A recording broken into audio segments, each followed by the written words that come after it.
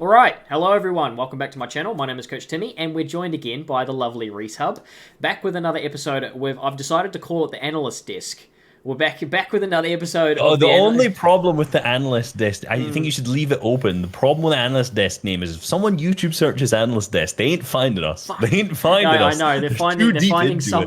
someone from A League of Legends. professional. Yeah, yeah, like actually, Yeah. yeah. Ugh. No Oh, way. yuck. Yeah, we're not very professional over here. But well, we're gonna have a No. discussion about everything to do with All Stars that we thought was relevant, the meta, how it worked, and then maybe transition that into what that looks like for trios this coming season. So just to start off, and I know I love giving you these general questions to start off with. What was your favorite moment of the weekend? Easy. There's no, everyone knows what the favorite Yeah, moment of the yeah. weekend is. EU Game 6, 1v1 to finish things off. I don't think we will ever see a finish like that between Never. Tayson and Vino making. I want to know the exact HP. I can't remember the exact HP that each player was, but I'm pretty sure it was fairly even Yep. between like both relatively close to 200 HP. It's purely like a 50-50 gunfight, no mats, and unfortunately Vino chokes the shot and then doesn't follow up. But Tayson, ice in his veins, manages to be cool and calm and collected under the pressure, wins the whole thing. Like, I don't know if we'll see a finish like that No, ever and again for and a split second. just so that everyone knows, if you were unaware, this was literally. Reese talked about in his video. This was $150,000 shot. So there's a 14-point swing in this case. So 5 points for the winner and then 2 points for the elim. So you got to subtract 7 points from Tayson's total and then add 7 points to Vino's total. If Vino wins that gunfight, he wins the tournament. If Tayson wins the gunfight, he wins the tournament. It was literally $150,000 on the line for one gunfight. It was like you said. I don't think we're ever going to see a moment like that ever again. And everyone was on the edge of their seats. I finished up coaching what I was doing what I was doing for Middle East, and I tuned into the last game, and mouth jaw on the floor. And you said you had the same sort of reactions. We will never see anything like Yep. that again. So what do you what I saw you did some stuff on Tayson and what he did. Was there anything that you saw that he did that was sort of influential on this placement, and then we'll obviously transition that into what I learned from watching some of Veno's stuff. But was there anything specific that you watched Tayson do that was quite interesting or worthwhile talking about? I mean, there's so many little things. It's like when you get to watch a guy like Tayson, he does all the basics really, really well, right? Like even just from the basics of Storm Surge having a plan of multiple different options for wherever the zones go, right? Like he's got, I think he was set up in 5 different spots across the 6 games. So like he was clearly varied in what he was doing. He was flexible. He learned from his mistakes. The biggest thing, took Zayt Hill, got keyed by Vortex in game 1. He said, you know what, Vortex is an absolute psychopath. I'm not going there again. Like, so he learned quickly from his mistakes. His rotations were really, really beautiful. Like, always being able to establish, like, what is the easiest path to go down. Most of the times, it was just a white line because he managed to get good line of sight. Actually, I watched Destiny's Jesus did a really good video on it this morning as well from Tayson's gameplay. A lot of the stuff was, like, about his pad use, which was fantastic. One of the things that I noted very specifically, which also at the same time took me back to Janice winning the Invitational, was creating a box for himself to pad from, right? Super, super simple stuff. The same thing actually happened in Lazen and Slow when they were winning the console FNCS in Chapter 2, Season 2 for duos as well. It was like ensuring you just have a full box to pad from to start with. Super basic mechanic, but like there's so much you can do with it. In particular, if you're rotating yourself ahead of the zone, getting a little bit deeper into like, so that then you can look back. Like I remember back to Janice doing it where gets max 50-50.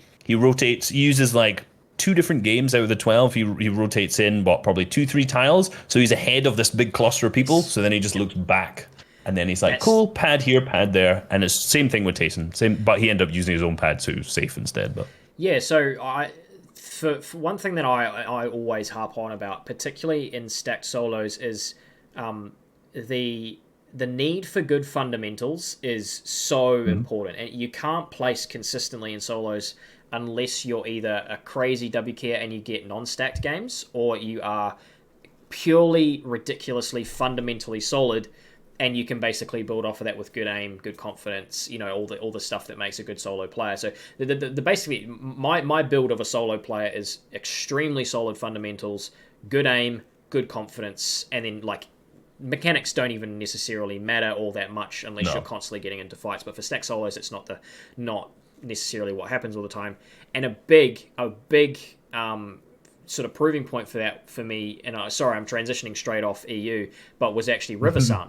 River-san Yep. was someone who no one would have picked going into this, but for me, he's always someone who I would never count out in a solos competitions, particularly stacked, because in cash cups you might struggle a little because he's not so much up with the fighting as much. The key play style, yeah. But when he's put into these stack scenarios and you watch his fundamentals, you watch how he plays tarps, you watch how he plays surge. He's got all that experience from World Cup days, before World Cup days, coming through to now playing with top tier players along the way, having that experience to know where to rotate your surge, where to get your surge from, dealing with that sort of stuff. To me, that was a true proving point of if your fundamentals are solid, it doesn't matter.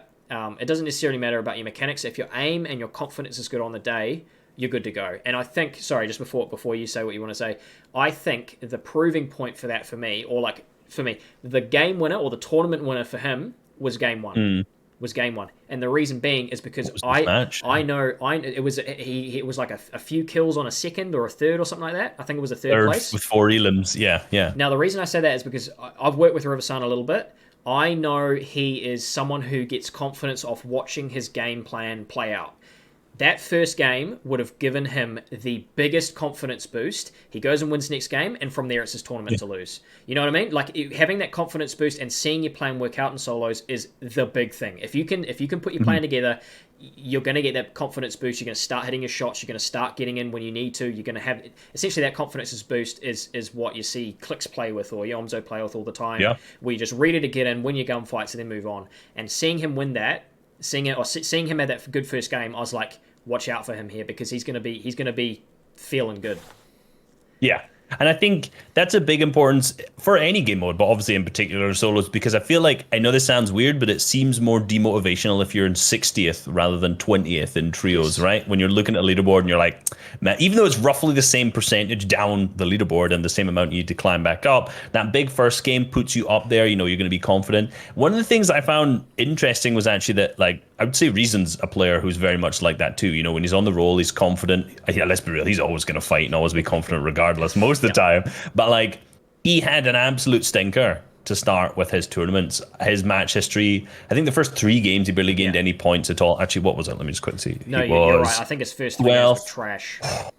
And then is that 3 0-point games in a row? Yeah. And then he comes out and like wins a game with 7 elims, and then the last one was 9th with 2 elims as well. Confidence so it's like well, that's the entrance. I'm wondering if, like, how for a guy like Reason in that situation, he was probably taken down out of his comfort zone, not feeling confident, not feeling fantastic about it, but then obviously still managed to turn up in game number 5. I wonder if, it's like 2/3 through the tournament. Is that a mental switch of just like, right, now's the time to rock and roll. We play the confident playstyle. It's an interesting thought experiment there, really, because you transition that to anyone in the world, and you're going to have a different reaction. But someone like Resin is, having worked with him live before, you can sort of see how his thought process works. And I actually think he's fairly similar to River-san, where if his play style's working, he's going to see that big confidence boost. And for me, it was probably just a case of he put it together rather than he was confident in what he was doing. Seeing yourself get through to end game. What were his other games there? Do you still have his thing up there? It's 12th first game, 89th, 97th, 68th, first 9th. Yeah, so there you go. So 3 absolute shitters, and he would have been in his own head going, "Okay, I need to really put it together here." Did you say 12 kills? Did you? No, it was just 12th place the first game with 2 elims. Sorry. So, yeah. Yes. So what was his? How many kills did he have on the win? Was it like a 7? So that's pretty. That's a fairly decent. That's a big game in a stacked solos. Yeah. So to put that kind of game together after 3 shit games is actually really, really impressive for someone who really good. I wouldn't necessarily think of him as someone who could put together a really good mental run. I think he does get in his own head. Quite, so putting that together, fairly impressive, I think is fair to say. But speaking of Venno, obviously Destiny Jesus live coached him. The last 3 games, those last 3 games and his match history there, I think that might be one of the most impressive 3-game runs anyone has gone on in a stacked solos event. Because sorry, I'd say that again. You've got it up in front of you. What was it again Yeah. for everyone? I mean, his whole game run to start with Yeah. was almost Wild. does it, because he started a fifth, then a fourth. So like off the bat, I can't remember. I think he was first after those two, or he was like tied for first. Then he had a 26th, which was a bad one. Third, and then it was like 37th and a second. So 4 games between second and fifth. Yeah. He actually had a second, third, fourth, and a fifth, which was interesting. Yeah, Not so- a first or a sixth, and then Sorry, 2 stinkers. But I thought he had I thought he went 3 games in a row, but okay, those 4 games there, Yeah. that is unbelievable. That is unreal. Huge. The kind of having 4 games in the top 5 in a stack solos event like that, and to not win just goes to show how good Tayson is. Like, it really does go to show like that. Yeah, it does. Especially with the format. With the format that there was and how top heavy it was. Again, I'm not a huge fan of these top heavy formats they keep giving us, but he would have just been slamming it on points. And if you look through any other region, the way that tournaments distribute, obviously, if lots of people are getting lots of points, no one at the bottom has any points, and it's exactly the opposite. So if lots of people at the top have am I going the other way? Yeah, essentially, points distribute. There's only a certain amount of points that are available in a tournament, and to see 2 players that far above 100 points when you look through the rest of the leaderboards. Volks on OC had 120. The closest to him was 97, and then Riversan won with 110. Pamstow won with I think 107. It might have been 107. 104. So Yeah, 104. 104. So to have Tayson on 134 and to have Venno on 122 just goes to show how unbelievably consistent they were, and they would have won, I think, on any other region from memory. yeah, I think there was only I have a feeling there was like Brazil or Middle East that had like more than that. Well, let me have a look. 115 for Asia, 123 for Middle East, and I've lost. Yeah, so yeah, they would have won on any region actually, because Brazil was on 96. So yeah, they would have won on any region. That's just unbelievable. And again, it just goes to show how, like, the game planning going into it. Obviously, DJ had a lot to do with that, which is really cool to see. People coming in and using coaches, and then putting it together on the day is something that we talked about in that last episode about who's going to come in and who's going to execute their game plan and be consistent on the day. And I said, okay, I made the prediction. We're going to have five people who we didn't expect to win, and I think, to be fair, we actually had that. Like, there were some people who you'd expect to win. Tayson was one of the big ones. You would consider Volks a favorite in OCE. Absolutely. Pamstow, that's an interesting one. Riversan, potentially an interesting one. The guy on Asia, probably, again, an interesting one. Who won on Brazil? Oh, actually, no, Brazil. Brazil was an interesting one as well. It's going to come down to Middle East. I can't. Oh, it was Zeton. Is that how you pronounce it? Leisure Zeton in Brazil, which I'm not sure. No, I don't think he. Speedy won Middle East, so that was fair enough. Yeah, so we're looking at, again, with 6 games, and this was one of those things that I always circle back to. If we could have done 12 games on this, and Sunday was left completely free, why did we not do 12 games? It just would have. Pretty sure because they're on holiday on Sunday. Yeah, I know, but. Just give us one more day, still. like, give us one more day. It just smooths Put your holidays later. Come on. It just smooths out the variance. You make sure that the best player across 12 games wins. Don't want to fully shit on Pamstow, but there was one game he had. Game 4, if you go back and watch that, it is just the most unbelievable shambles run you will ever see back tarp. He went from 21st through to 8th place with a 30-second no-mat run without getting shot once. He gets 1 refresh, goes from 8th place to 3rd place with a 0-mat run for a minute and a half. Jeez. So, that's the kind of variance that you shake out if you play 12 games. And again, I don't want to take anything away from Pam. So that was like watching his gameplay, and I said it in trios. He was actually one of my dark horses to like do well in trios, him and his trio, because they obviously knew how to play the game. They obviously had good fundamentals, and again, it circles back. If you've got good fundamentals, you know how to play the game at a really good, solid level, you are going to do well. And he showed that, but what I was wanting to see is if that variance would shake out. And I think that one game was a 15-point swing. He got 15 extra points, or I think he probably should have died down on low ground at 21st place, or close to it, 20th maybe. And that would have been Slacks. That would have been any of those guys underneath him. That could have been where they made that jump. So I again don't want to take anything away from Pamstow, but it does just go to show if you have 6 games and you've got those sort of variables, having the 12 does sort of allow those other, those variables to sort of wash away as they sort of dissipate over the, the amount of games that you have. And I think what we'd gone about saying beforehand definitely shone true in pretty much everything apart from EU, where just like 2-3 big games and you've won. Like, because Pam South, for example, first with 7 elims, so he won a game and then had that game you mentioned where he was third with a single elim. His rest, 14, 17, 64, 27, like, not games that are particularly like crazy impressive or anything like that. Tayson and Vino were the standouts from this, right? Because Tayson had 2 wins in a second, like. And a fifth. So like, what? Hello? And yeah, it just goes to show like what we were saying about Vino before. That is one of the craziest four game runs you will ever see in a Stack Solos tournament. And then you got Tayson getting a first, a second, and a fifth, and you're like, yeah, what the fuck? That's better. I know. It's crazy, and like it's good when you get into Tayson's gameplay and you watch the games. It's like, nothing seems out of the ordinary, right? If that makes sense. It's just that he's doing all of those consistent, basic, fundamental things like positioning on zone, layer choice, how far to get ahead, which tarps to reuse, like in mid game where to rotate, start. Like, it's just like all of those things are so well thought out, so well planned, and so well executed.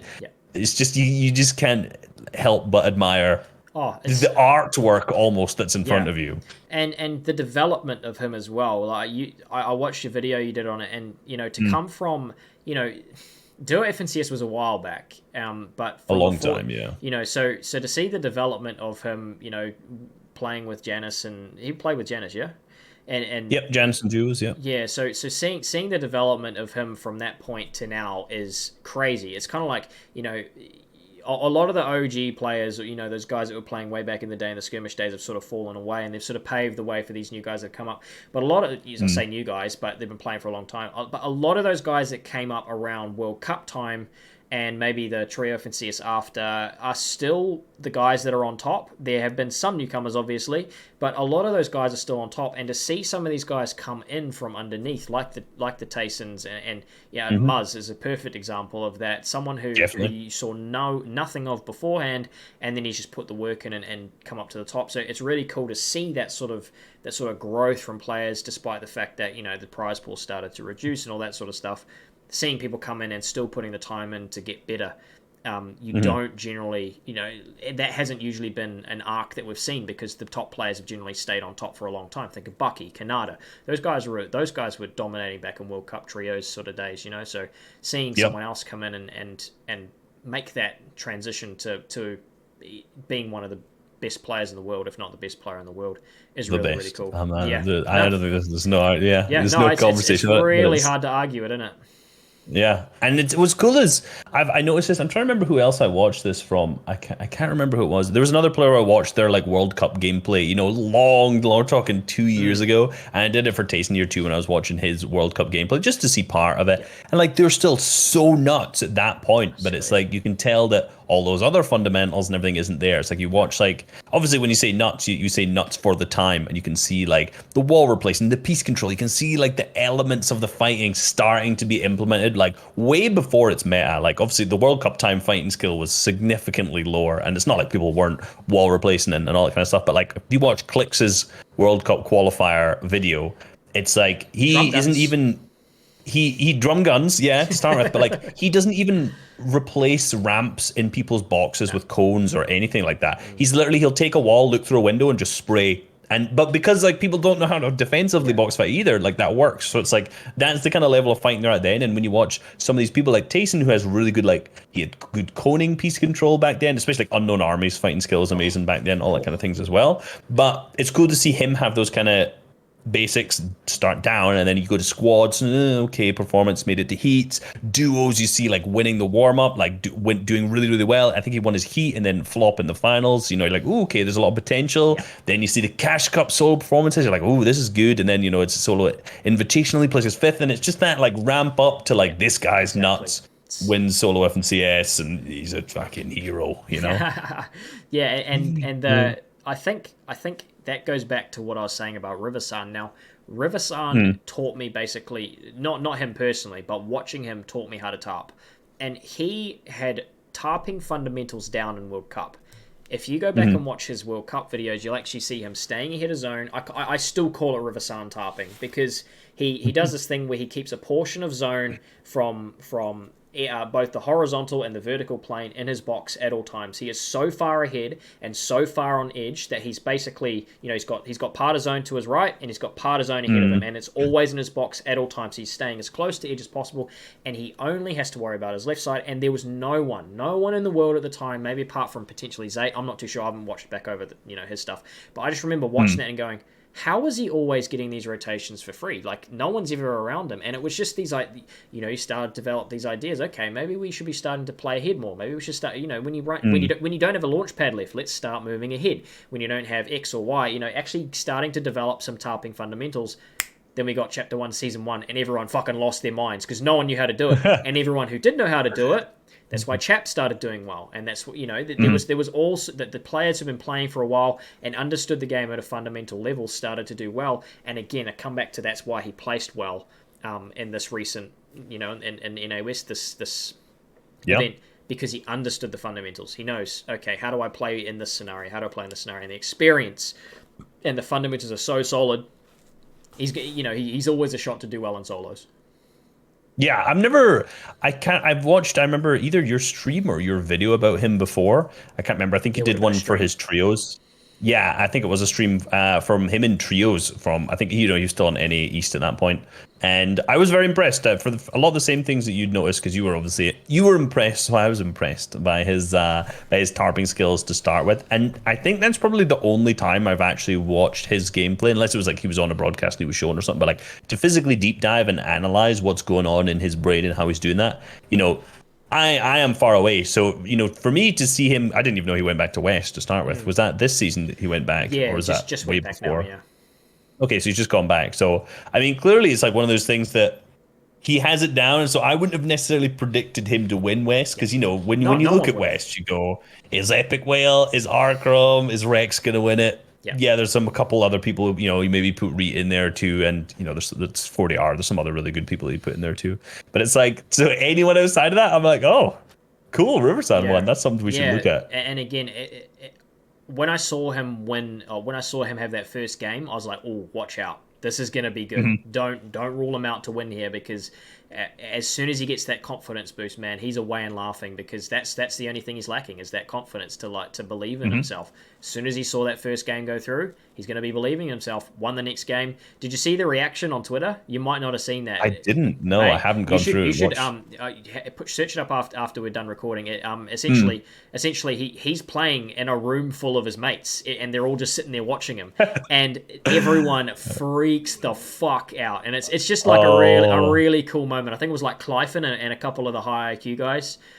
It's just a really cool moment, and holy shit, like the hype behind it. And if you go watch his YouTube video on it as well, you can hear it going on in the background. Everyone's just losing their minds. It's a really cool moment, because is that the winning moment, or is that the winning game? No, the winning game. Because like at that point, mate, it's his tournament to lose, and everyone knows it. A third followed by a first, you're going to be ahead by a mile. You just got to put together two half decent games, which I think he did. I think it was like a 16th and a 14th or something like that. Yeah. And that was all he needed to take him over the top. So as soon as he hit that, everyone was like, okay, it's your tournament to lose here. So having that moment, and I think it sort of parries back to how down and out he was. And he so viciously had the washed symbol just thrown at him. Like, he'd, washing machine this, washing machine that. But it does just go to show, if your aim's good, if you've got experience, and if you know how to play the game at a fundamental, you are always a threat to do well in solos. I've said that like 3 or 4 times, but I think it's such an important point to point out. Say it again. Important point to point out to anyone who might feel down and out, who might feel like they don't quite have what it takes. Trust me, if you know what you're doing, if you've done your research and you know how to play the game, you're always a threat to do well. And honestly, it probably comes down to work ethic and your aim. Yeah, it's really funny that you say that, is that on the day of the finals for this, Vino changed his sensitivity. And that hurts my soul. He was warming up, and he was like, I'm not hitting him enough shots. So he switched his sensitivity back and changed it to, like, obviously whatever. I don't know if it was a big change, probably just a minor change or something like that. And he's like, yeah, I'm hitting all these shots. If you're listening, don't do that. Don't do that because your fundamentals of staying on the same sensitivity will get your aim better. But it was so funny that I just thought like the aim in solos is so good. Like if you now that I'm trying to get to champs without aim assist, it's like you realize to How start important with, it like is. every time you miss you can piece control them up as much as you like. You can have as good mechanics as you want in a fight. You can be in the right positions, but you don't hit a Don't shot, matter. it's not going to matter. And it's like in particular where in solos, for these guys, these lobbies are stacked. These lobbies are obviously the most stacked solo lobbies they get, which means there's going to be a lot of players around you if you're, second zone onwards fighting. And if you're making a fight draw on for a long time, Yeah. other people are going to start spraying you. They're going to notice what's going on. So like having that aim is like, one of the reasons why people are like, oh, why does, Noah, Vadil and Reason finish fights so quick? It's because they hit their shots. It's They like hit they have hard. an opportunity and they hit it and they hit hard. Yeah. And it's over. So if they hit you for 140 with a pump every time, it's like that fight's not going to last very long. Well, I mean, Worthy on OCE plays on 60 ping, and he's probably Yep. top three scariest fighters in the region. Because He's one of my favorite from the region. Yeah. you open an edit on them, he's gonna hit you for 140 plus every time. Like it's actually at that stage of things where he just hits like a train, man. Like you open an edit on him, but lights out. So having that kind of like if you're struggling in solos, the one thing to go away and work on, spend time sitting in Kovacs, and you will see a market improvement like within a month. Like if you're struggling in Yep. solo cash cups, learn how to hit hard, and you'll start seeing it. And again, like of course, Unknown was well ahead of the fighting meta back in that sort of time, Hugely. hugely. Yeah. But he also just hit really fucking hard because he had aim assist. He constant, Oh. constant 100 plus, constant, just finishing fights unbelievably quick. So he would get into end game with 5 kills because he's lasered someone, finished the fight, move on to the next one. So Sometimes it was that he lasered them, and that was the fight finished. And that was like good old linear like, days. there was Linear legacy. no, that was the legacy days, bro. Oh, yeah, the I have legacy aim days, yeah. assist in my bones day was like that was still beautiful legacy days, man. Oh, man. As stupid as that was, like there was nothing better than you open up an Unknown Army stream. He's playing some like solo cash cup, playing solo arena. You just watch it unfold. You just like, will he win this tournament? I cannot wait to do a deeper dive on him Yeah. and his and his rise and unfortunate fall. Rise and fall with the assist nerfs. But realistically, like it was his run was so good, and it is literally because he was ahead and he hit every shot. When other people, the issue with that has always been when you see like these crazy good fighters, aimers, is that eventually people catch up. Like if there's like a really crazy box fight meta, piece control, whatever it is, people learn it within the season usually. It's not on the average, but like if you're so far ahead, people will know what you're doing and catch up. So it's like he was ahead for a long time, and then people kind of slowly caught up. Then it's like it's at a point now where like what is there to catch up on? Now you're seeing guys like Noah, and I keep mentioning these guys again, and you got Tayson, you've got guys who are just hitting every single shot like Worthy as well, and it's like, okay, so now it's people know how to fight, they can do the same thing, they'll do it at a relatively close speed. But are you succeeding on the skill aspect of it, of hitting your shots? Like people know what you're going to do now, roughly. Yep, and like I said, if you're struggling in solos, the first place to hit is any sort of aim trainer. But yes, just last thing on that. I think one of the things that the OCE winner really doesn't get enough credit for, that was Volks, for anyone who wasn't aware. He has some of the fastest mechanics you'll see on OCE, absolutely, but he hits like a freight train. He is, again, he's probably a top 3 aimer in the region, and he never gets credit for being a top 3 aimer in our region. He's at that kind of level, but he never gets the credit for it. But I want to swing this sort of away from the results more, and let's have more of a deeper dive into the meta and what you thought of it and how it played out in solos. We already sort of gave our general opinions of it moving into it. I thought the most noticeable things to me were obviously launch pads and how they interact in solos. I hated it. I really did. I thought it was. I just think it takes away from the skill of so many different kinds of plays that you can make as a solo.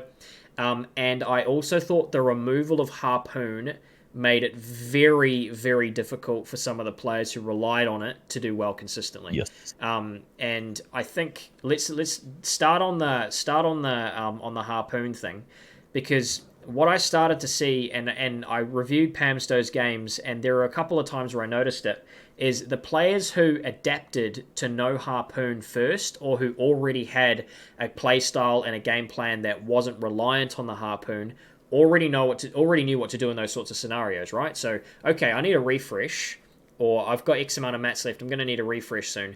The harpoon player might be like, oh, let me play back a zone and let me do this or that, or, not have that kind of mentality where it's like, okay, I've actually got to get a kill here, and how am I going to go about doing that? And Pamsto was, like I said, the guy that I noticed, and he had this really cool strat where he essentially did, I called it, I've sort of played around with this strat before, I haven't found it hugely effective, but I call it shadowing. It's essentially where you follow a tarp, you shadow someone, and then you kill them. Like, basically shadow, like super simple sort of practice. But he made it work 2 games out of his 6, where he shadowed someone's tarp, basically got a real good beam on them, and then just jumped in their box and finished it. And then another way that I saw him doing things was essentially the same thing, but off of launch pads. Now, I said one of the things I fucking hate about launch pads is the way that you can go late, pump someone, or essentially get pumped as you're trying to recycle someone else's pad so you don't have one.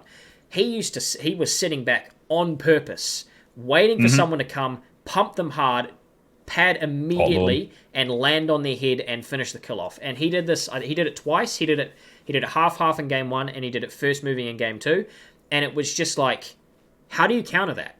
Because you're sitting there. You either have to go later than him and tick 5-6 seconds of zone, or you've got to just take that and hopefully get away from it at the end. But it was one of those situations we're looking at. This is why launch pads don't work in solos, and this is also why I quite like there not being any harpoon, because it allows for this new sort of refresh meta and how are people going to get these kills. So he went into half of game 1 with max, and it's just like, going into that sort of situation, it's like having that ability or that strategy, that thought process of, I'm going to get this kill here, and I'm going to get into first moving with max mats, and I'm going to have a really good game 1.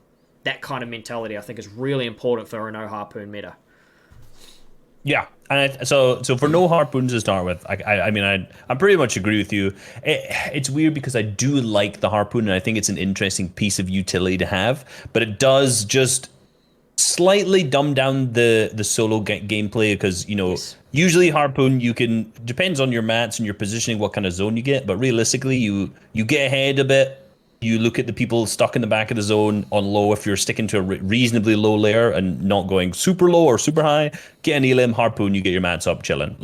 You'll get scuffed mats from it because most of the people on that bottom layer are just people who don't have many mats anyway, but one easy way to do it, which does dumb down the refreshes a little bit. Without harpoon, it's like you have 2 main options realistically, which obviously there's options in terms of like trying to get people launch pads, but it's like we go back to like a classic solos gameplay. 50-50 comes, fight someone. If you get stacked 5-5-5 mats at 50-50 to start with, cool, you're probably making it end of second moving, end of third moving, depends on your zones and how you play it properly, even if you don't have a launch pad. That's the Arkham. It is 100%. Fight someone at half, get 5-5-5, and then go from there. He did that. He did that all the way through duos, and I think he did in solos as well, didn't he? I can't remember back that deep. I remember Benji doing it first. I remember when I was looking in, which week was that? That was solo. I think it was solo invitational weeks. I can't remember. Week 2 or some shit like that. Whichever one I've reviewed all the winners from. I think it was that one where he and pretty much everyone in that week had cap at 5 who won their tournament, like in most of their games. It's like, you can get into moving, like realistically the worst time to go for a refresh if you're just going to pure box fight someone is that first moving. Like as soon as people are padding, especially with launch pads in, it's chaotic. The zone's super wide, so like there's so many people on this layer as far as you're going, and your main goal is to go. It goes far. Get out. You do not want to be wasting your time trying to go for a fight, unless it's like something like Tayson, get in the back of a tarp, go for some shots, doesn't work, get out. Cool. There's that's moving you forward. But if you're just trying to box fight someone while the zones are moving, it's so tough. So like using the harpoon, without harpoon, like that becomes more important, is to be able to make sure you at least get through first moving. And then when you're in that kind of 6th zone, then okay, cool, you can try and box fight someone there. And outside of that, again, like I've said this for a long time. It wasn't necessarily true in trios, because a lot of times you're looking for people diagonally above and all that kind of stuff when you're looking for refreshes. But in solos, like 80% of your elims in endgame will be people on your same layer if you're going to be like, well, that's maybe a bit of an exaggeration, but the impactful Yes. refreshes will be Yes, on that that's one. the big thing. So, Yeah. I distinguish between impacts and refreshes. Impacts are just kills that happen. Refreshes are the kill that refreshes you. So getting an impact is just like got to kill. Getting a Oh, HP refresh, yeah, points. yeah. Getting a refresh is with the intent of I need some more materials, I need some more AR ammo or whatever. I'm going to get this kill and refresh myself. I've always made sure I distinguish between at least knowing what is just a kill and what is a refresh, because I think that's a really important point to make, particularly in endgame. There's a lot of people who are overly aggressive endgame or who are under aggressive endgame, and I think what the harpoon meta did for a lot of people was curb the necessary aggressive instincts that have to be around in a solos late game, because at some point you are going to have to fight someone and you're going to have to win that fight if you want to make it through. Yep. Unless you're playing like a severe heal game, or you're on an Huge extremely hill. a hill, and you can play Yeah. like ulti low, which is what happened to Pam Stowe in game 3, that the game where I said game 4 where I said he just dragged it out with heal game, zero mats down on low ground. If you can't do that, then again, I think what it's done for a lot of people is it's just curbed the necessary aggressive instincts that are like you just need to have in solos. You need to have the confidence to get in and win a 50-50, or to box fight and kill someone in late game. So but I really like what you're saying there about first moving, because that is the big game. That is the big zone. You can make it through. Yep. There are generally 20 people at least who go down. There are generally 15 to 20 people who go down in first moving, and if you go down in that stage, you have basically gained yourself 0 points for the entire 22 minutes that you just played. So it's about making sure you have a good strategy. Are you going to recycle? Are you going to recycle? Sorry, are you going to recycle a pad? Are you going to recycle a tarp? Are you going to just use mats because you've got 555? Having a good strategy to make sure that you know how to get through, or that you know how you want to get through first moving, I think is actually probably the most under talked about and most important to plan aspect of stacked solos. Yeah, and what's interesting is, we talked about launch pads and we don't like them and yada yada yada. With so many people padding first moving, you can actually play low ground and just run it relatively freely a lot of the time. Not necessarily the ideal strat, because obviously you can get held way easier. You're still going to use more materials, but I can't remember who I was watching. Maybe it was Tayson. Maybe it was there was someone on the weekend who did it so freely in one of their games where they didn't have a pad. They kind of got stuck in this low ground position. I can't remember which game or whatever it was. Something from EU. And everyone was padding. He was down on low ground and he was like, you know what? I'm not going to ramp up 3-4 layers, go back a zone to try and jump in a launch pad. Just walked it. I think he used like 20-30 builds to make the entire first moving, because he could walk. It was obviously a beneficial zone where it was pulling back through all builds as well. So he could maneuver his way around those so he wasn't in like line of sight and things like that too. But it's like everyone's padding that first moving. So if they're all in the air, and you're not, it's not the worst thing for a change, because like if you did that in with no launch pad meta, like you'd be dead, because although everyone's tarping, like people are still getting ahead and looking back. Not as bad when it comes to everyone launch padding, but as soon as everyone's landed, then it becomes like chaos. Like you got to use your mats then. Yeah, and it does lead to some interesting end games, particularly in like second moving, because it's just all out aggression. A lot of people will play for a pad even if they got low mats. And what you do tend to see is a lot of full sends off of pads, and there's a lot of interesting stuff that goes on the transition from second moving. And I think that's one of the interesting things that's going to play out in trios this season, because we're going to see how trios interacts with launch pads back, but that being the only form of movement. Now, I haven't watched a huge amount of scrims. I've sort of been trying to take a little bit of a break from competitive while Epic is as well. But I think the way that it will interact will actually be, again, counter to what I believe to be the right way to play Fortnite. And I'm really interested in watching another form of movement hopefully make it into the meta. We've already talked about that, so we don't need to run that into the ground a little bit anymore. But I just think the meta is only going to deteriorate the more we see these launch pads being relied upon. And say they're removed for next season, we're going to see a bit of a shock as people have to then again adjust to playing back with no pad. Say they take it out or add more. I agree and disagree. There's a multitude of reasons here. I think we're so deep into the game with a ton of smart players. Maybe not OCE, like come on.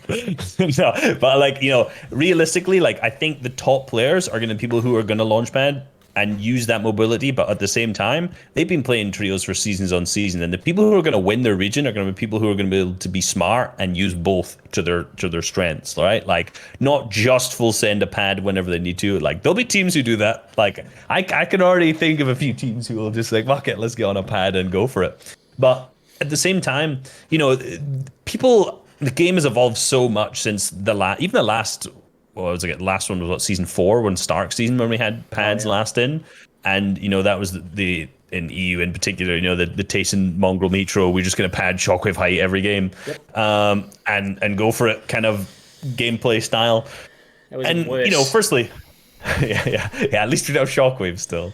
At least the meta has come a long way in that time. I think obviously to me the biggest growth was realistically, chapter 2, season 1 up until season 3 in solos, when I think that was when so many of the rotational ideas I think were not born but like known to the public and the general mass. I think the majority of those ideas are known by the top players now generally. There are definitely things that other people are doing, no doubt, that like not every pro is doing, but when it comes to using launch pads, maybe the first couple scrims will be a bit of a mess, people will be psychoing it, but the top teams who are super consistent will do as they do every single season, find the strategy that is consistently working for them and stick with it. And that'll involve using a launch pad when they can and not using it when they can't, realistically. Yeah.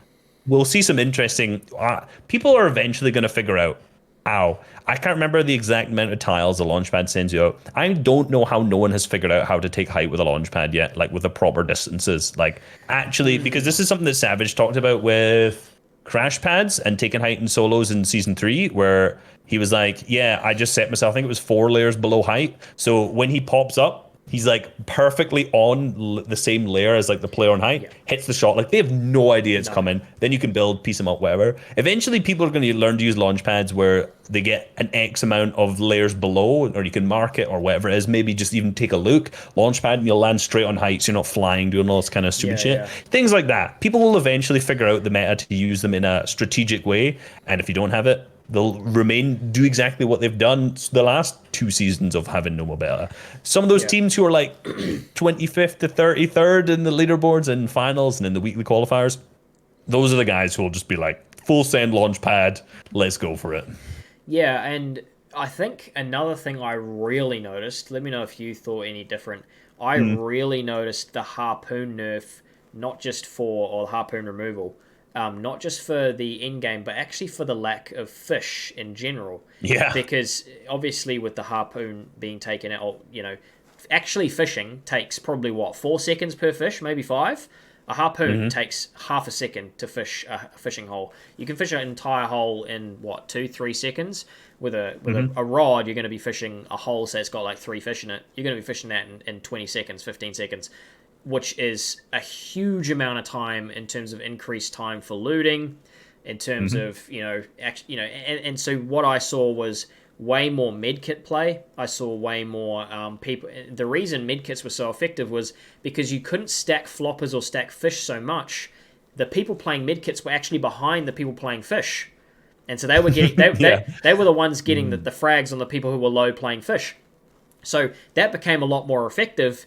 And essentially, floppers and fish just got nerfed into nothingness. I never saw them. I never saw a flopper take on height, which we were seeing all the way through solos the rest of the season.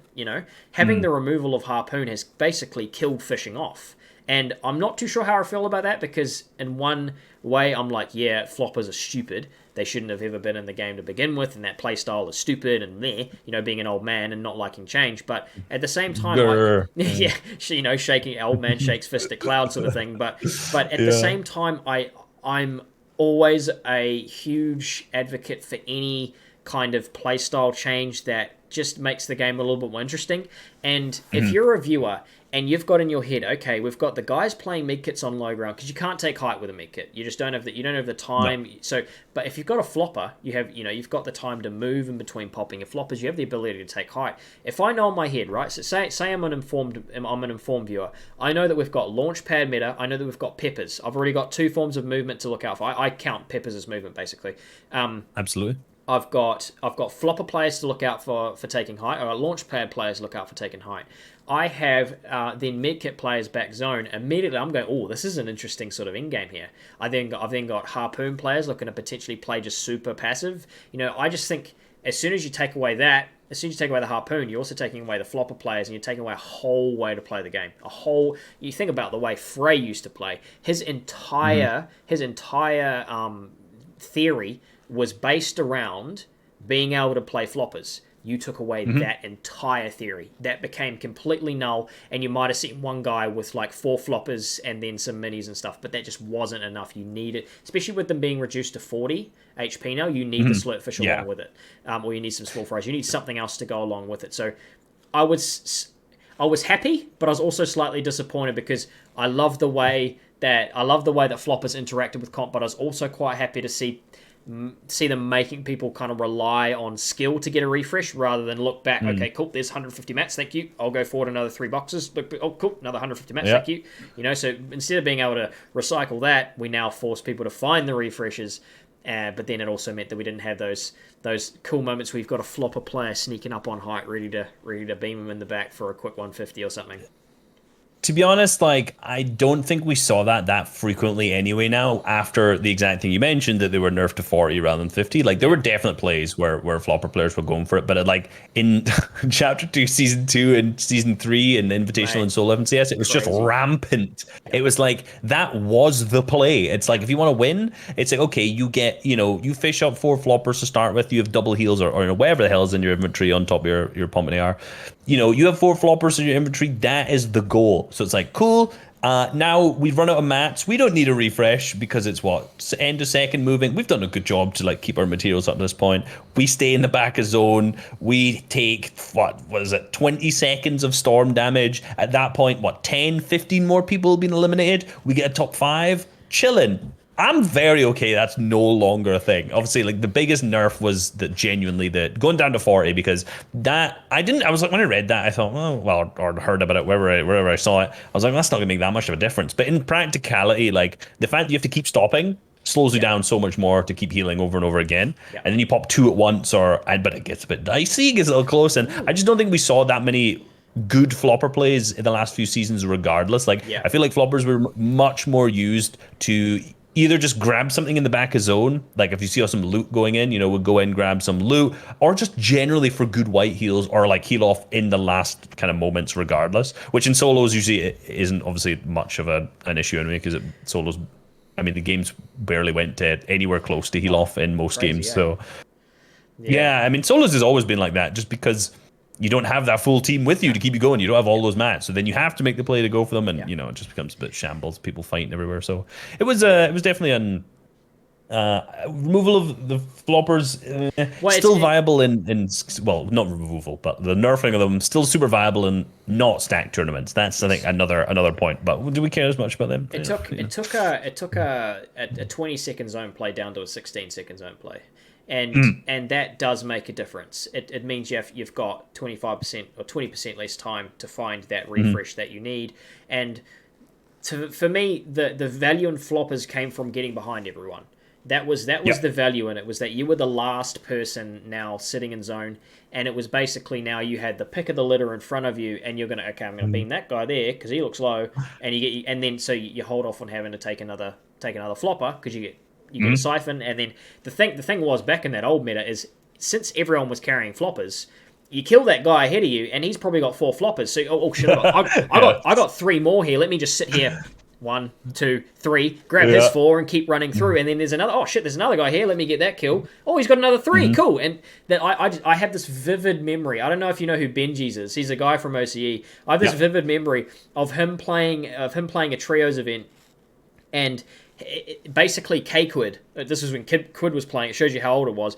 Quid was playing a long time ago. Yeah. So and Quid was in back zone somewhere, and Benji's was sitting in zone and just following it for like a good 30-40 seconds. I think Quid stayed alive for 55 seconds playing floppers and just off like old loot on the ground, slurpfish, all sorts. And simply because there's Benji's, the zone closed and Benji's died. He's like, fuck am I supposed to do about that?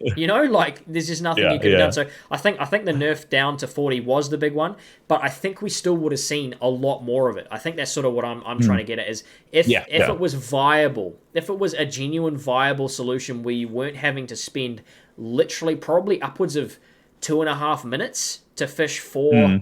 That's probably what it was, because you got to consider you're getting weapons, you're going to get other species of fish, you're going to get there's other stuff that you're going to pull up with the rod, so you're probably looking at 2.5 minutes alone of fishing, not rotating. Excuse me, not rotating, not getting surge, not trying to get ahead of zone, not trying to clear congestion, all the stuff that comes with that's a really important in terms of tier lists of important things to do in solos. Yep. Those are way up the list. You'd much rather get those ticked off the box than, okay, let me get 4 floppers. Because if you're going to carry floppers, these days, of course, with the nerf, you need to have 4. If you don't have 4, there's no point.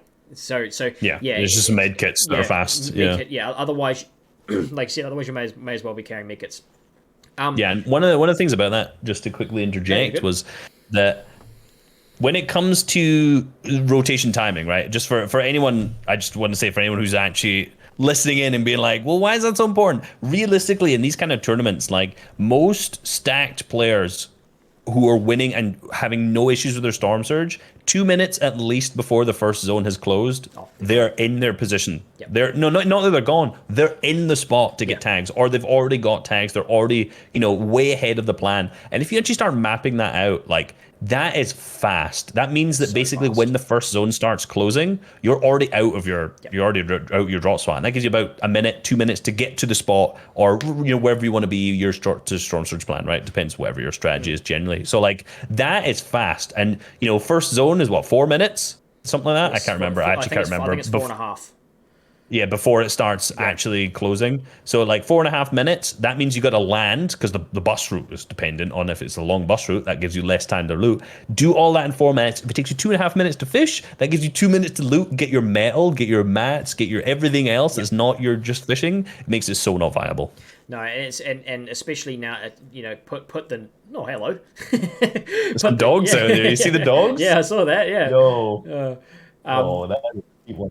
Yeah, so you add the 40 health flop nerf on top of that, and it's just like I said, you've kind of removed an entire theory from the game. And although I'm happy I thought it was a shitty theory to begin with, I'm also kind of sad because there was so many.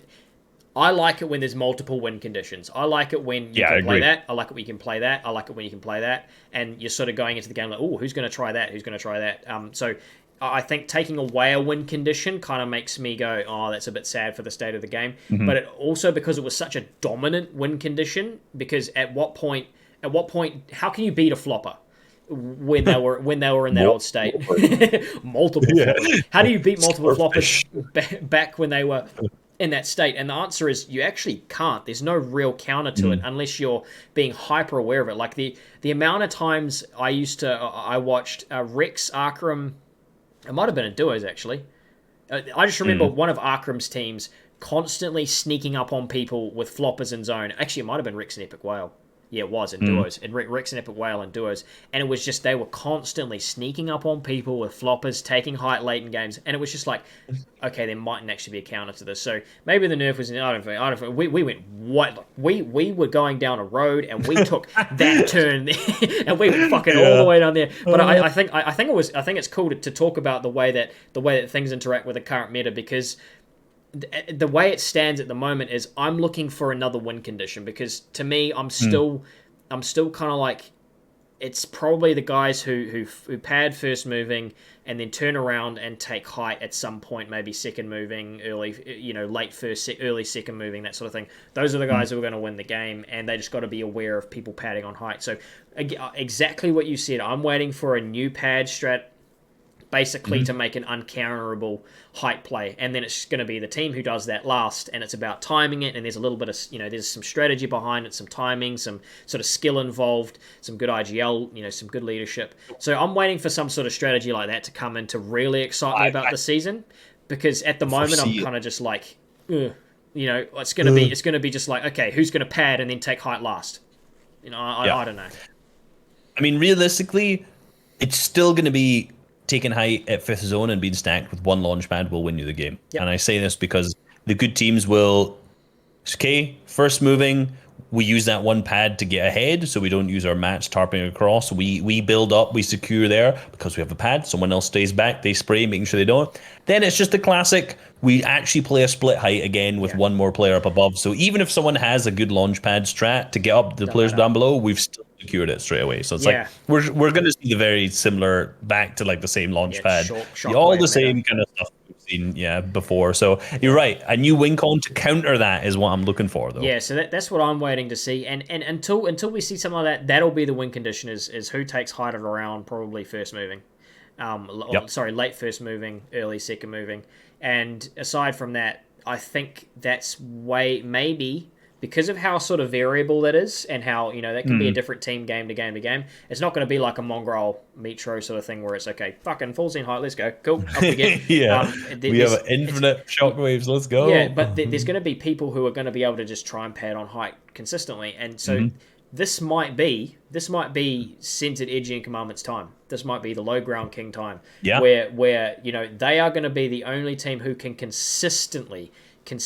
put together those games repeatedly, game after game after game, because everyone else who's playing mid-ground / height layers who know that, okay, if we go down low, we're going to get pieced up by Edgy and Commandment.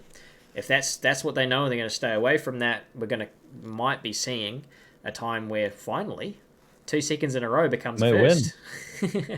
Well, maybe they come second again because the height team wins too many games. No, I hope not. I hope they win. I do hope they win. It's their time, and let's be real, they're probably the best NAE East team generally. And I think you're right, because especially like their strategy revolves so much around, I haven't watched it in a long time, to be honest with you, but claiming it as early as possible, not obviously first moving, and then maintaining that for as long as they can. And with everyone being up high and padding, like they should have a field day, honestly, out of it. And just to add to that, the thing that I'm slightly worried about for low ground teams comes back to, again, removal of Harpoon. They use the Harpoon non-stop. They always had Harpoon. It was something like, okay, if we can't go into zone and grab those mats, we at least have the Harpoon to utilize them. And particularly if you own all that area, it can be really, really difficult to ensure that everyone's coming down to you and you're finding the action. Again, distinguishing between the impact and the refresh.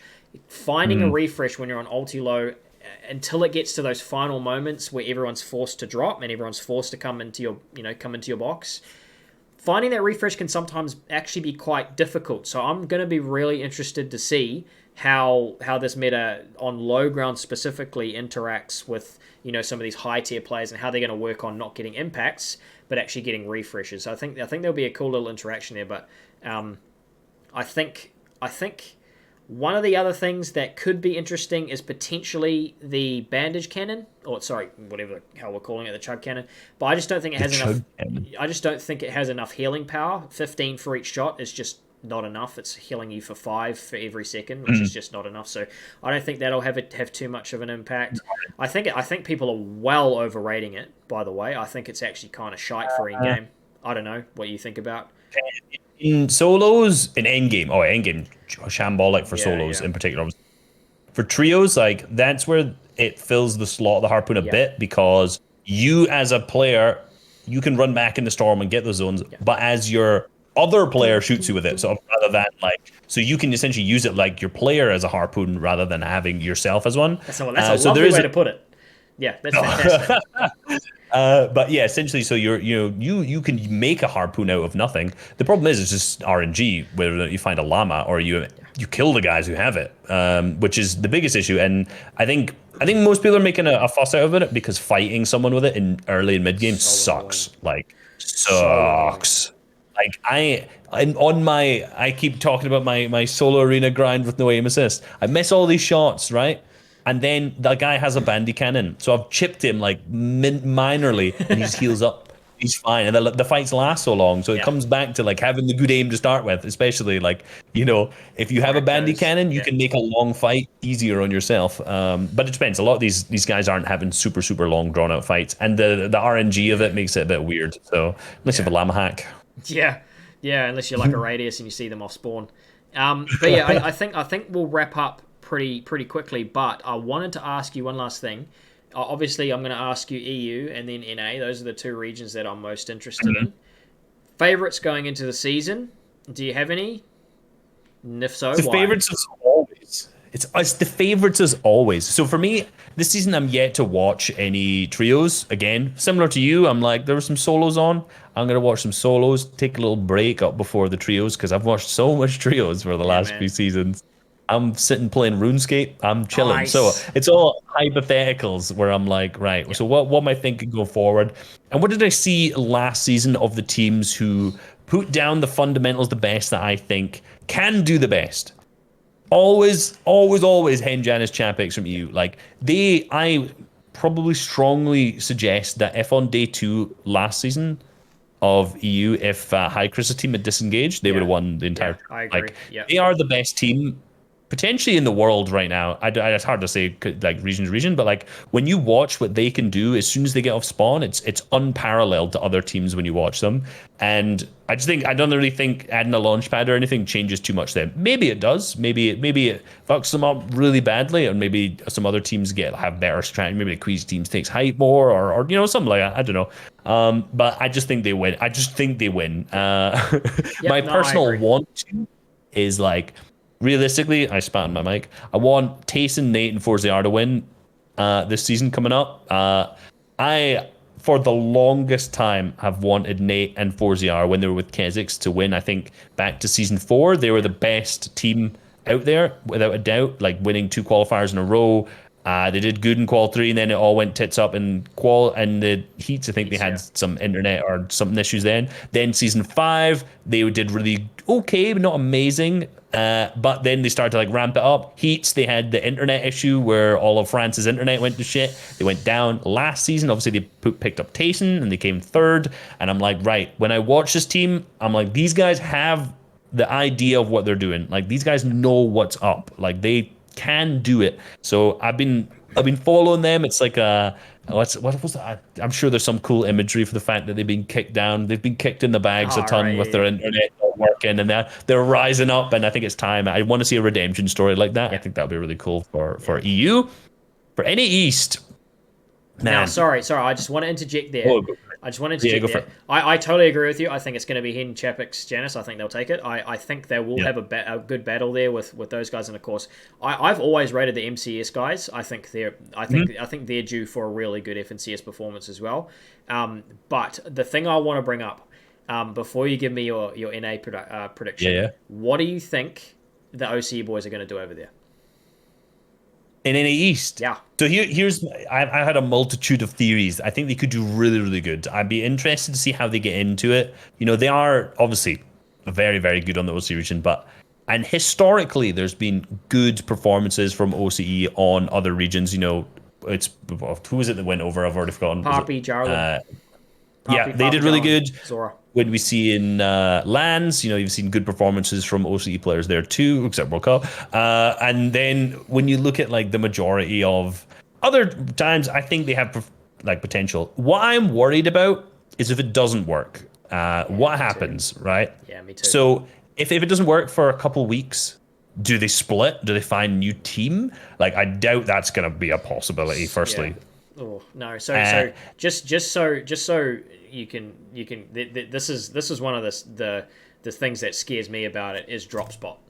Now they're coming into a that too. region with a extremely set. This is where everyone goes. You want to come here, they're gonna grief you. It doesn't matter. Doesn't matter who you are. This is their spot, and if they want to go back to lazy, they're conning one of the most interesting blokes in the community. Stretch. Yeah, They yeah, they are not leaving, and they will never leave. no, They will have to find somewhere else. So I'm a little bit yeah. worried for them having. Obviously, like Speedy's a smart guy. I'm sure they'll work it out. Luda is very underrated for his brain. He's I agree, actually 100%. very switched on. I have taught him from pre AO everything I've learned. Like literally, and like week to week we used to do VOD review sessions. He knows everything that I've learned about the game. I have taught him in as great a detail as I can. So he is very, very switched on. He knows exactly how to play the game from what I believe is a solid fundamental level. I'm just worried about them contesting someone or getting contested off spawn simply because they're entering a region where they don't have a set spot and they're going to have to fight for one. And my guess is they're going to be fighting for one that probably doesn't justify.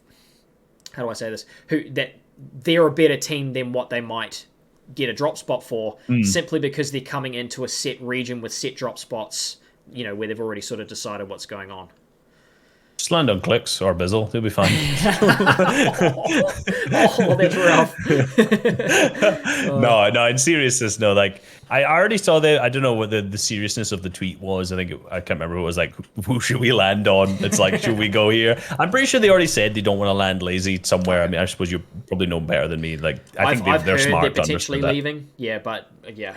I wouldn't. I just think, let's be real. Like, they're smart guys. They come into a region that is set, as you say.